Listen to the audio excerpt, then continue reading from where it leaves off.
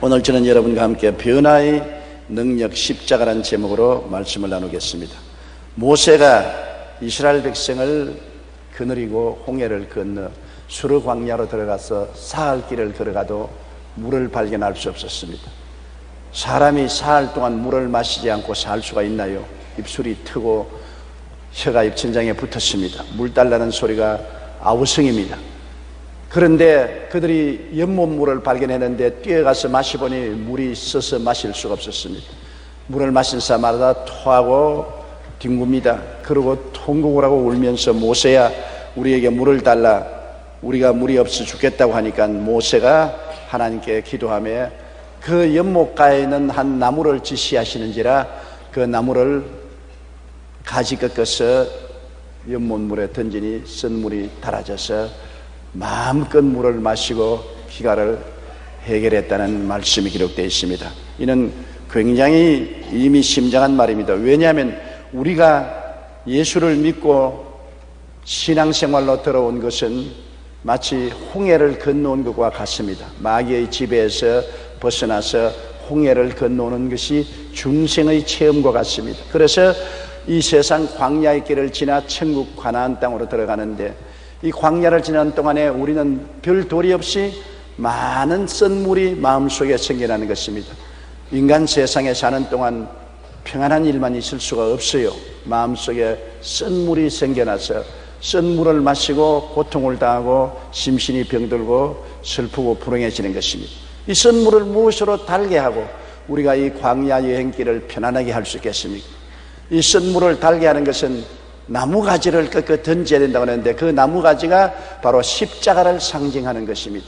예수 그리스도의 십자가를 끌어안으면 십자가의 보혈의 은혜로 우리 마음속에 쓴물이 달아진다는 것을 성경은 상징적으로 우리에게 가르쳐주고 있는 것입니다.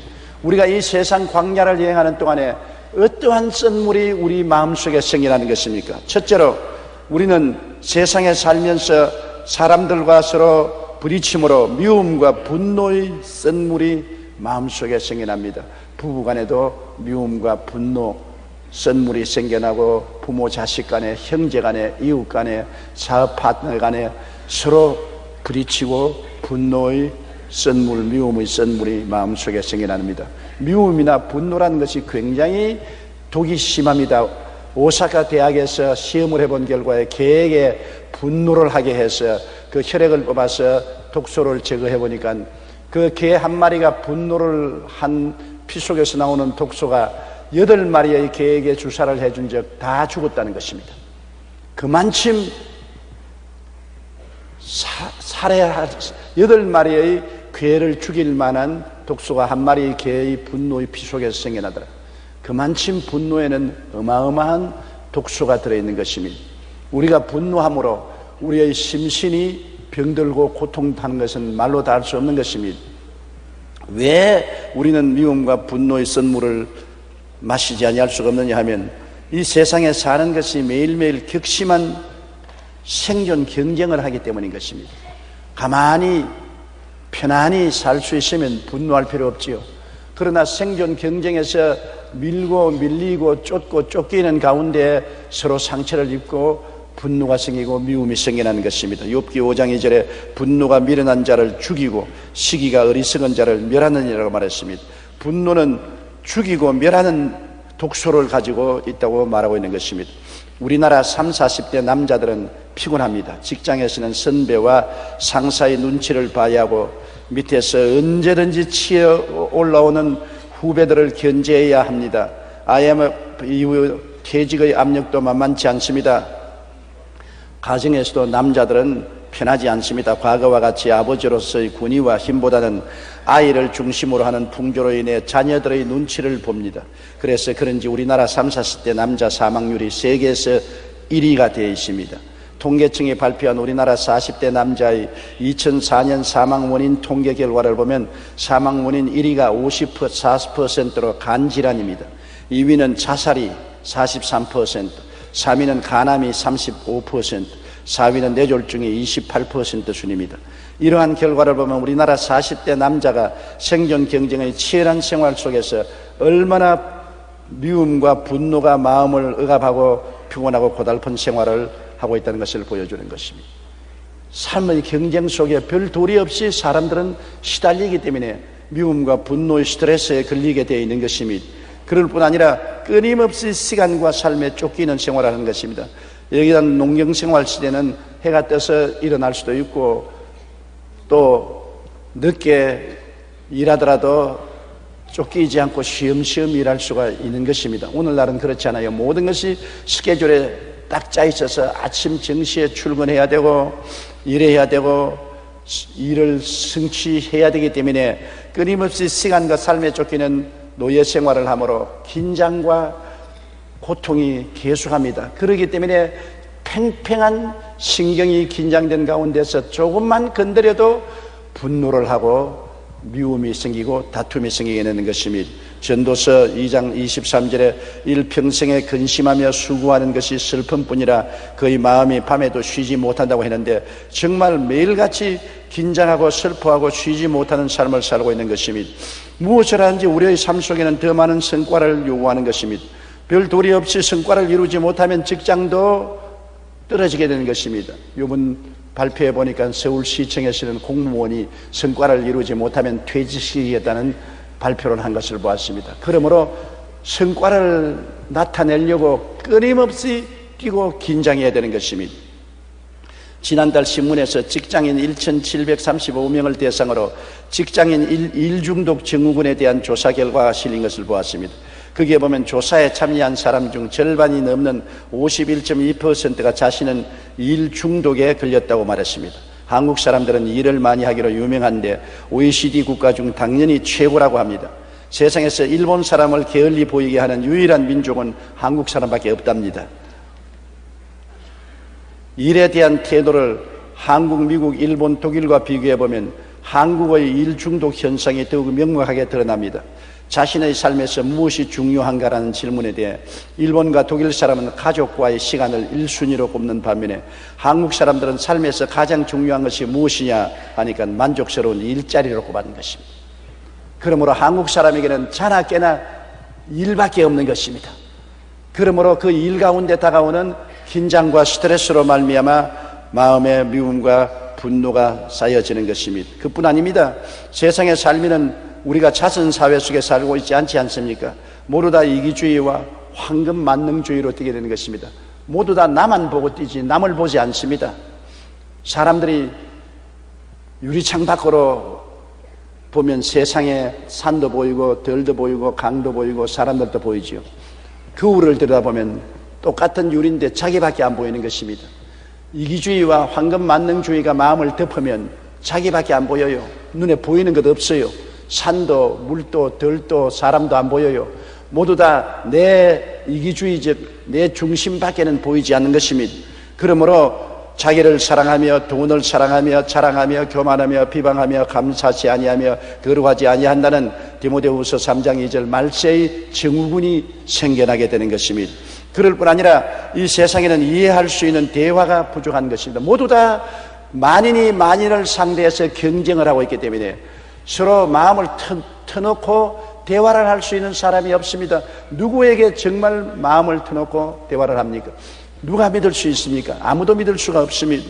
남의 말을 안 듣고 이제 자기 말만 하는 시대에 살고 있는 것입니다. 우리가 무슨 말을 해도 자기가 하는 말을 설득시키려고 하지 남의 말을 듣고서 이해하려고 하는 시대가 아닙니다. 이러기 때문에 오해가 오해를 쌓고 성강을 하고 분노하고 미워할 수밖에 없는 것입니다.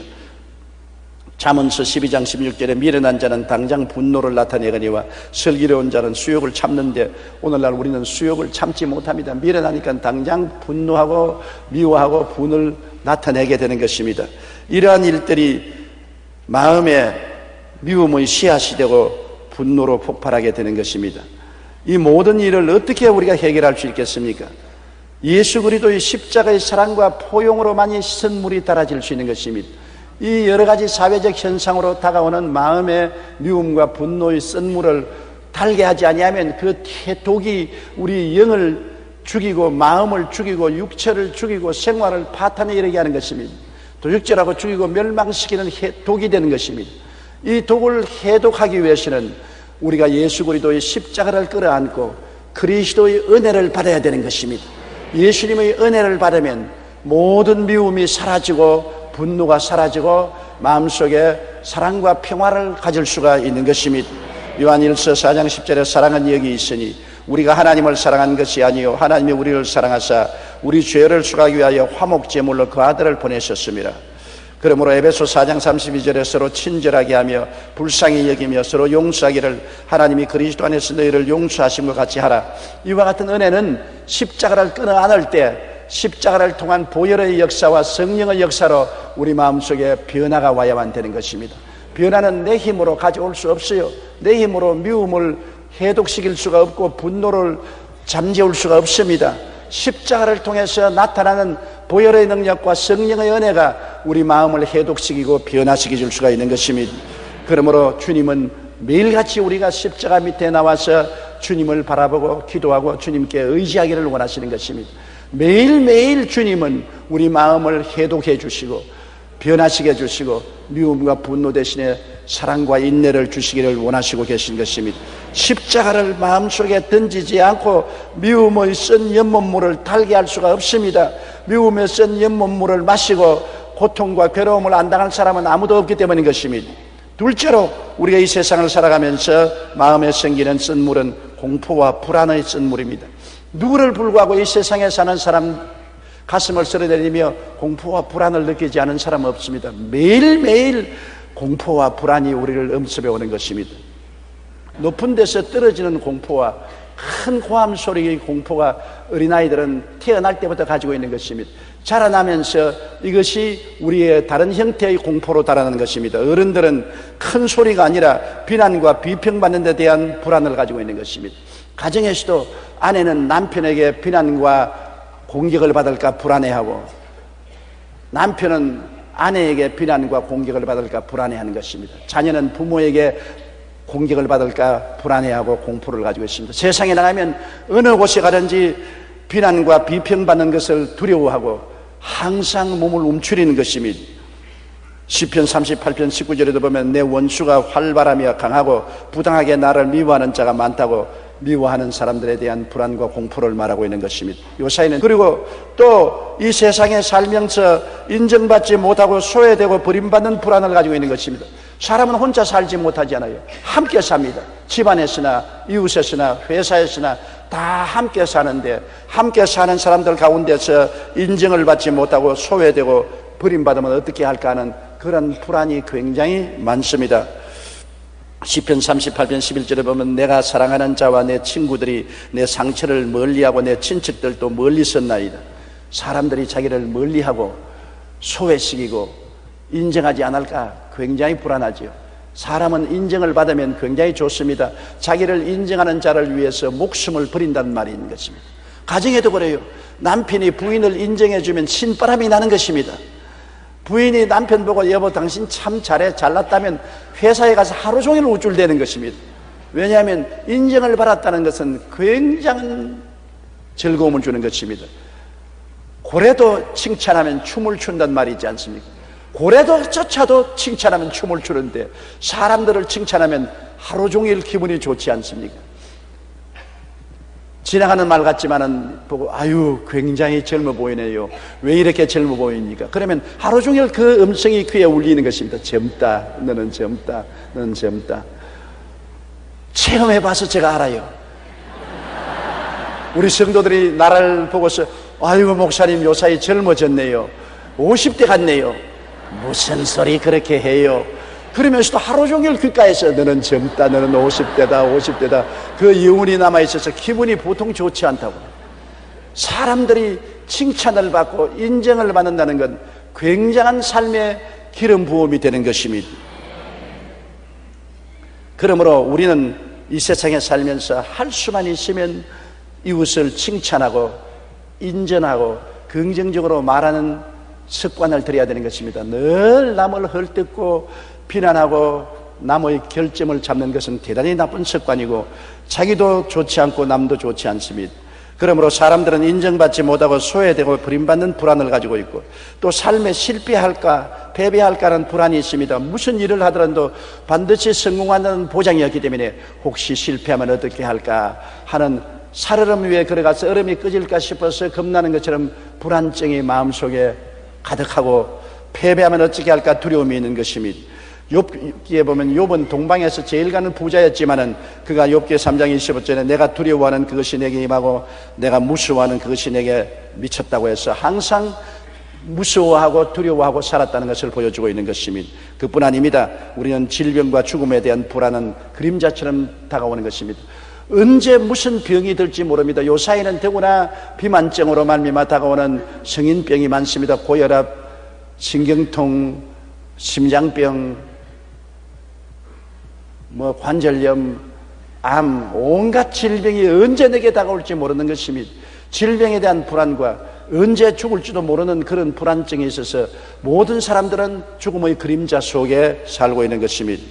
그러므로 우리는 이 세상에 살면서 불안과 공포의 썬물을 늘 마시고 있는데 이 썬물을 청산해야 돼요. 매일같이. 불안과 공포의 썬물을 어떻게 청산합니까? 매일같이 십자가 밑에 나가서 주님을 바라보면 십자가를 통하여 주님께서 우리에게 부어주는 은혜와 사랑을 통해서 불안과 공포를 이길 수가 있는 것입니다. 십자가를 통하여 우리는 하나님이 우리를 사랑하시고 우리를 돌봐주시는 것을 알 수 있는 것입니다. 내가 너를 버리지 아니하고 내가 너를 떠나지 아니하라는 것을 십자가를 통하여 우리는 알 수가 있는 것입니다.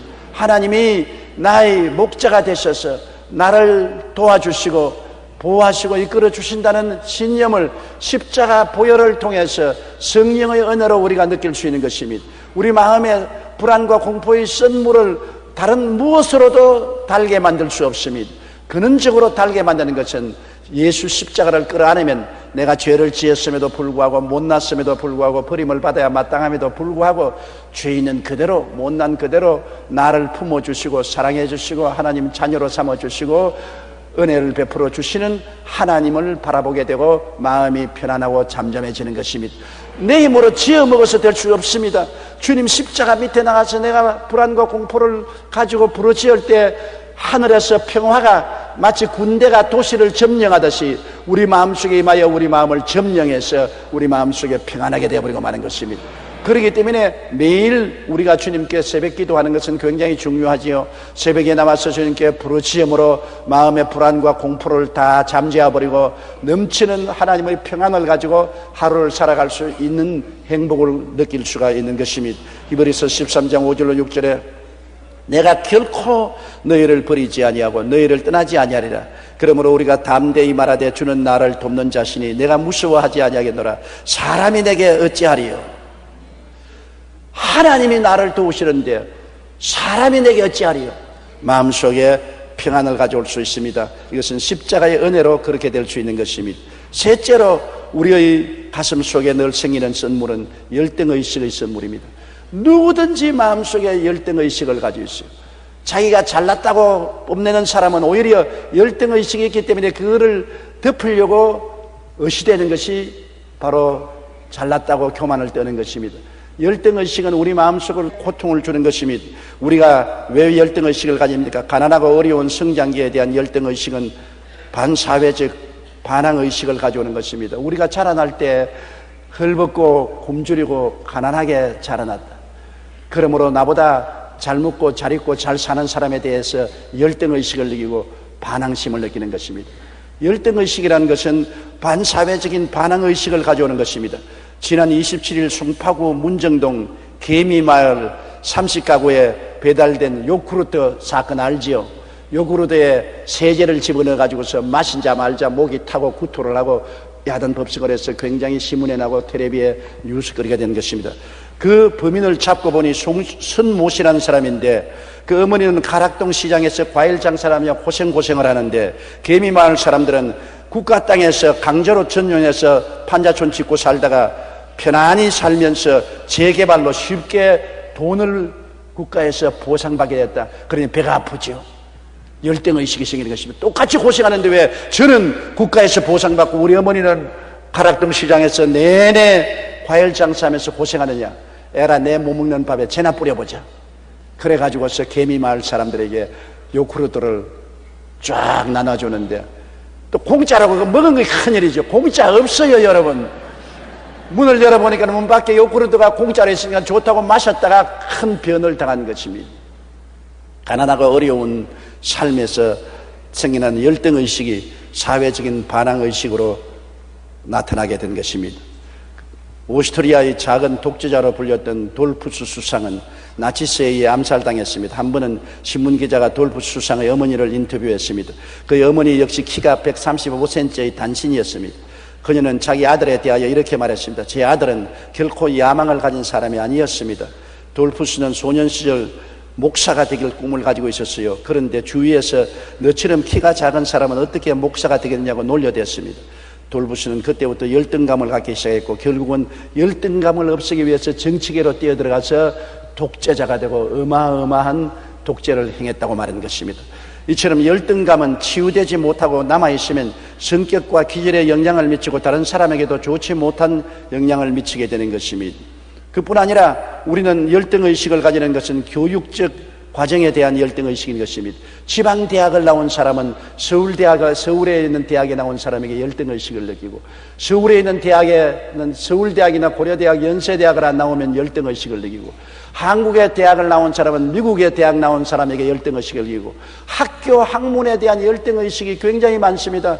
그래서 애라까지 그 조기에 입학을 미국에서 공부시키자고 초등학교, 중등학교, 고등학교 학생들을 미국으로 보내고, 어머니는 미국 가 있고 아버지는 한국에 서고 기러기 아빠 기러기 엄마가 돼서 태평양을 건너 목을 쭉 내밀고 꾹꾹꾹 그러다가 가정이 깨어지고 낭패 이르고 비극이 다가오는 것입니다. 이런 것은 모두 다 교육적 과정에 대한 열등의식인 것입니다. 사실은 이 세상에서 공부 많이 했다고 성공해서 살지 않습니다. 머리 좋다고 이 세상에 성공하고 살지 않습니다. 예수 잘 믿어야 성공하고 사는 것입니다. 하나님이 문을 열면 닫을 자가 없고 하나님이 문을 닫아놓으면 열 자가 없는데, 이 세상에 어떤 시골에 자랐을지라도 예수 잘 믿고 하나님 잘 섬기면 성령이 함께 계셔서 머리가 되고 꼴이 되지 않게 만들어주는 것입니다. 사람이 방향을 잘못 잡으면 안 되는 것입니다. 오해를 하면 안 되는 것입니다. 참으로 잘 사는 길은 하나님을 섬기는 길이고, 지혜의 근본이 하나님을 알고 믿고 섬기는 것이 지혜의 근본인 것을 알아야 되는 것입니다. 그런데도 불구하고 교육적인 과정에 대한 열등의식으로 사람들은 오늘날 고통을 당하고 썬물을 마시고 있는 것입니다. 또한 외모에 대한 열등의식도 대단한 것입니다. 요사이 신문에 보니까 젊은 여성치고 성형외과를 찾지 않은 사람이 거의 없다고 말한 것입니다. 요사이 농담에 천당에 들어가는데 시간이 상당히 오래 걸린답니다. 왜냐하면 하나님 천사가 와서 들어오는 사람 신분 조사를 하는데 사진에 나온 거라고 본인하고 얼굴이 틀리니까 이거 틀리지 않느냐. 아이고 그때는 성형외과에 수술하기 전이고 지금 수술해서 틀립니다. 그걸 알아보는데 시간이 걸린다고 한답니다. 그만큼 많은 사람이 성형수술을 했습니다. 성형수술은 다른 사람 보라고 하는 것보다도 자기 마음의 외모에 대한 열등의식을 커버하려고 하는 것입니다. 며칠 전에 우리 집사람이 제게 와서 당신 가발 몇 개냐? 그랬어요. 4개. 왜 4개나 가발을 만들었어? 젊을 때부터 머리가 조금씩 벗어지니까 한번 덮어보려고 만드는 것이 4개나 만들었다. 저조차도 거울을 들여다보면 보기 싫거든. 머리가 벗어졌으니까. 더구나 텔레비에 나오는 머리는 번쩍거려서 정말 보기가 싫어요. 그래서 가발로 덮어보려고 하다가 성도들이 너무 웃어서 그만 못 덮었습니다.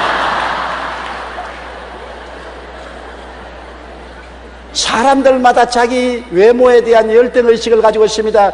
날 좀 보소, 날 좀 보소, 동지 섣달 꽃본 듯이 날 좀 보소 할 정도로 자랑할 수 있는 사람은 극히 드뭅니다. 아무리 잘났어도 자기 얼굴의 어느 부분적으로 못난 것에 대한 열등의식을 가지고 있는 것입니다. 하나님은 사람을 외모로 보지 않습니다. 이새의 아들이 8명이 있었는데 사무엘이 하나님의 뜻을 따라 기름 부어서 그중 아들 중에 한 사람에게 왕을 만들려고 하는데 이새가 사무엘에게 7 아들만 데려왔습니다. 첫째 아들, 와 잘생겼다. 하나님이 아니야 버렸다. 둘째 아들 사무엘이 보니 와 이 왕이 될 만하구나. 하나님이 버렸다. 셋째 아들, 와 이놈도 잘생기는데 하나님이 그놈도 버렸다. 7째까지 나왔는데 하나님이 다 버렸답니다. 그래서 사무엘이 이새에게 물으시면 또 아들 하나 없느냐? 하나 있기는 있지만 그거는 우리 집에서 아주 못난 놈이에요. 별 볼 일 없어서 내가 아예 데리고도 안 나왔어요. 그놈은 저 산에서 지금 양을 치고 있습니다. 그런 말 하지 마세요. 개를 데리고 오세요. 그래서 다윗이 별 볼 일 없다고 생각하는 아버지의 뜻에도 불구하고 데려와서 사무엘 앞에 서니까 하나님이 보아라, 이 사람을 내가 택해서 이스라엘의 왕으로 삼았으니 얘에게 기름을 부어라. 하나님은 사람을 외모로 보지 않고 속 사람을 보는 것입니다. 외모가 아무리 잘나도 하나님은 속 사람을 보아서 속 사람이 합격 안 하면 외모가 무슨 소용이 있습니까? 하나님께 잘 배워야 출세를 하고 성공을 하고 행복하고 잘 사는 것이지, 사람에게 잘 배워봤자 별 소용없지 않습니까? 사무엘상 16장 7절에 야훼께서 사무엘에게 이르시되 그 용모와 키를 보지 말라. 내가 이미 그를 버렸노라. 내가 보는 것은 사람과 같지 아니하니 사람은 외모를 보거니와 나 야훼는 중심을 보나니라. 그 다음 또 우리가 이 세상에 살면은 국가적인 열등의식이 있습니다. 우리는 오랜 세월 동안 5,000년 역사 가운데 수없이 중국 사람들에게 침략을 당하고 중국의 지발을 받았기 때문에 중국에 대해서 국가적인 문화적인 열등의식을 늘 가지고 있습니다. 거기에다가 일본에 36년 동안 지배를 당했으므로 언제나 일본에 대해서 열등의식, 좌절감을 가지고 있습니다. 그래서 3.1절만 되면 일본에 대해서 분노를 퍼붓고 8.15만 되면 분노를 퍼붓습니다. 그러나 우리가 이러한 유아적인 분노를 벗어버려야 되는 것입니다. 열등의식과 좌절감, 국가적인 열등의식과 좌절감을 늘 품고 살면은 여러분 성공하지 못합니다. 열등의식과 좌절감은 자동차를 운전하는 사람이 백미러를 쳐다보는 것과 한 가지가 있습니다. 자동차를 운전하면서 자꾸 백미러를 쳐다보고 뒤에 뭐가 오느냐고 자꾸 보면 앞에 추돌하고 마는 것입니다. 뒤에 것은 잊어버리고 표대를 향하여 앞으로 나가야 되는 것입니다. 중국과 과거에 우리가 당했던 서름도 잊어버려야 되고, 이제는 일본에게 침략을 당해서 우리가 고통을 당했던 것도 잊을 때가 왔습니다. 1945년 8월 15일 아득한 옛날에 이미 지나간 역사적 한 사건인 것입니다. 이제는 역사적인 사건으로서 기억은 하지만은 그를 따라서는 감정적인 분노와 슬픔과 억울함과 이것을 청산해버릴 때가 왔습니다. 그러고 난 다음에 우리는 앞으로 전진해 나가야 되는 것입니다. 과거사의 수치를 지금까지 연속하는 것은 비극이 되고 마는 것입니다.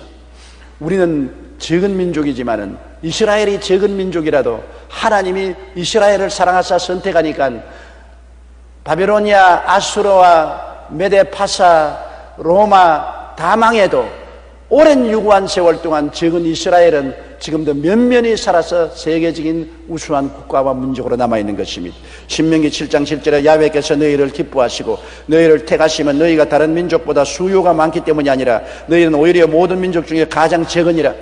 모든 민족 중에 가장 적더라도 예수 잘 믿으면 하나님이 높여주시는 것입니다. 성경에 저가 나를 사랑한 적 내가 저를 건지리라, 저가 내 이름을 안 적 내가 저를 높이리라고 말씀한 것입니다. 우리가 적은 민족이라도 우리가 예수를 잘 믿고 하나님을 잘 섬기면 하나님이 건지고 하나님이 높여주는 것입니다. 그렇기 때문에 역사적인 옛날에 대해서 열등의식이나 수치심이나 분노를 가지고 있어서는 안 되는 것입니다. 우리는 그러나 모두 다 이런 마음의 열등의식을 가지고 고통을 당하는데, 이것도 예수님 십자가 밑에 나와서 십자가를 끌어 안으면 하나님의 은혜와 보혈의 역사로서 다 씻어버리고 열등의식과 좌절감에서 벗어나야 되는 것입니다. 나의 상담실에 한번 상담한 젊은 부부의 이야기가 늘 머릿속에서 떠나지 않습니다. 사장 아들이 아버지 회사에 왔다 갔다 하다가 직원으로 있는 아버지 비서실에서 일하는 이쁜 아가씨가 탐이 나서 데이트를 하고 결혼에 성공을 했는데, 이 아가씨는 가난한 집 출신입니다. 그런데 이 아들이 이 여성하고 결혼하고 난 다음 굉장히 행복했어요. 그러나 그 부인은 행복하지 않습니다. 왜냐하면 열등의식 때문에. 그 아들이 그 아내를 데리고서 좋은 식당에 가서 아름다운 환경 가운데서 맛있는 음식을 주문해서 먹을 때마다 하는 말이, 너 친정에서는 못 먹어봤지. 그거 할 수 있는 말입니다. 친정에서 못 먹었죠. 가난한데 뭘 먹기는 먹었어요. 그러면 막 웃으면서 못 먹어봤어요. 당신 덕분에 호강합니다. 그러면 될 건데, 요래 꼬부라져. 뭐 어쩌고 어째? 너는 부잣집 아들이니까 이거 잘 먹었는데 날 보고서 왜 음식 가지고 친정까지 끌어당기느냐? 열등의식 때문에 마음에 상처를 입었습니다. 부인이 좋은 옷 입고 아름다운 모습으로 나타나는 것이 좋아서 백화점에 가서 좋은 옷을 사주는 것은 좋은데 꼭 사줘서 집에 데려와서 너 친정에서는 이런 옷 못 입어봤지? 내게 시집 왔으니 입어보자냐? 그 말에 그냥 굉장히 충격을 느꼈습니다. 이래서 모든 일에 이 남자는 아무 의미 없이 평범하게 이야기하는데 그 부인은 굉장한 충격으로 받아들이는 것은 부인의 생활 과정을 통한 열등의식 때문인 것입니다. 결국에는 그 부인이 신앙상담에 와서는 말이 나는 좋은 집도 싫고요, 좋은 음식도 싫고요, 좋은 옷도 싫고요, 내 정도에 맞는 남자하고 살아야지 이 남자하고는 못 살겠습니다. 이 남자는 나하고 레벨이 틀리기 때문에 나하고 대화가 안 되고 항상 나에게 슬픔을 갖다 주고 나의 열등의식을 살아나게 합니다. 그 열등의식이란 여러분 무서운 것입니다. 그러나 우리가 예수님 안에 들어오면 열등의식이 없어지는 것은 그리스도의 십자가를 통하여 구원받아 하나님 백성이 되면 우리는 택하신 족속이요 왕같은 제사장이요 거룩한 나라요 그의 소유된 백성이 되는 것입니다. 하나님의 자녀가 되고 예수님의 신부가 되고 하늘나라를 상속으로 받는 사람이 되는데 무슨 열등의식이 있을 수가 있는 것입니까? 예수님 십자가를 끌어안으면 열등의식의 선물이 달아져 버리고 마는 것입니다. 그렇기 때문에 우리는 매일같이 열등의식이 안 생길 수는 없으나 이 열등의식을 십자가를 통해서 달도록 변화를 가져와야 되는 것입니다. 십자가를 통해서 은혜를 받고 보면 높고 낮은 것이 없어요. 교회에 와서 높고 낮은 것이 있습니까? 교회에 높은 사람이라고 해서 좋은 자리에 앉고 낮은 사람에서 낮은 자리에 앉는 것이 있습니까? 교회에 오면 전부 다 하나님의 자녀들이요 하늘나라를 상속으로 받을 그리스도의 신부들인데 너나 나나 같은데 뭘 열등의식과 좌절감을 느낄 수가 있는 것입니까? 넷째로 선물은 인생을 살면서 좌절감과 낙심의 선물인 것입니다. 우리의 마음속에 좌절감이 다가오고 낙심이 다가온 선물, 항상 좌절감, 낙심 속에 눈물을 흘리고 사는 사람이 있습니다. 내가 아는 한 사람은 부인이 죽은 지 벌써 근 10년이 다 돼가는데 지금도 그 방 안에 부인의 사진과 유품을 그대로 고스란히 두고서 밤낮 부인 쳐다보고 울고 직장도 갖지 않고 술을 마시고 폐인이 되어 있는 것입니다. 그리고 사람들마다 오면 자기 부인 잃어버린 슬픔을 말하는 것입니다. 사람들은 한두 마디 동정을 하지만 그것도 한두 해가 아니고 10년이 가까워오니까 이제 너덜머리가 나는 것입니다. 왜냐하면 언제나 좌절감과 낙심의 썬물을 마시고 있으면 그 인생은 파괴되고 마는 것입니다. 지나간 것은 뒤로 던져버리고 잊어버리고 새로 인생을 살아야 되는 것입니다. 하나님은 누구든지 그리스도 안에 있으면 새로운 피조물이라 이전 것은 지나갔으니 보라 새 것이 되었도다. 십자가 밑에 나오면 하나님은 우리를 새롭게 만들어주는 것입니다. 그 예수를 통해서 주시는 새로운 삶을 우리가 살아야지 옛날 삶에 붙잡혀서 눈물을 흘리고 지나고 있으면 안 되는 것입니다. 사람들은 좌절감과 낙심의 썬물을 마시는 것은 자기의 무력감을 늘 마음속에 의식하고 있는 것입니다. 이스라엘 백성 중에 열정탐꾼은 가나안 족속들을 바라보고 그들과 우리 비교하면 우리는 메뚜기더라. 메뚜기 자화상을 가지고 있습니다. 항상 나는 메뚜기다, 나는 메뚜기다, 메뚜기다, 메뚜기다. 메뚜기가 사람하고 어떻게 싸웁니까? 그러니까 뒤로 물러가죠. 나는 못한다, 나는 못해요, 나는 안 돼요, 할 수 없어요, 나는 죽어요. 그러면 안 되고 못 되고 죽어요. 안 기뻐도 마음속에 나는 예수 그리스도를 믿고서 나는 기뻐요, 나는 기뻐요, 나는 기뻐요, 나는 기뻐요. 여러분 하루에 10,000번만 기쁘다고 해보십시오. 기쁨이 솟아나지. 약한 사람도 나는 강해요, 나는 강해요, 나는 강해요, 나는 강해요, 나는 약하지 않아요, 나는 강해요, 나는 강해요. 아침 점심 저녁으로 한 100번씩만 하루에 300번만 외워보시오. 연약이 한 길로 왔다가 7길로 도망치고 마는 것입니다. 항상 자기의 좌절감과 낙심의 썬물을 마시고 사람들이 성공할 수가 없는 것입니다. 자기의 자화상을 바꿔야 돼요. 자기의 무력한 의식을 가지고 늘 썬물을 마시면 안 돼요. 항상 환경을 부정적으로 바라보는 마음은 안 되지 않아요. 무엇을 바라봐도 부정적으로 바라봅니다. 이스라엘 열정탐꾼이 유대 광야를 바라보고 와, 주민을 삼키는 광야구나. 광야를 바라보고 주민을 삼키니 저곳에 갔다가는 우리들 다 삼킴을 받겠다 했습니다.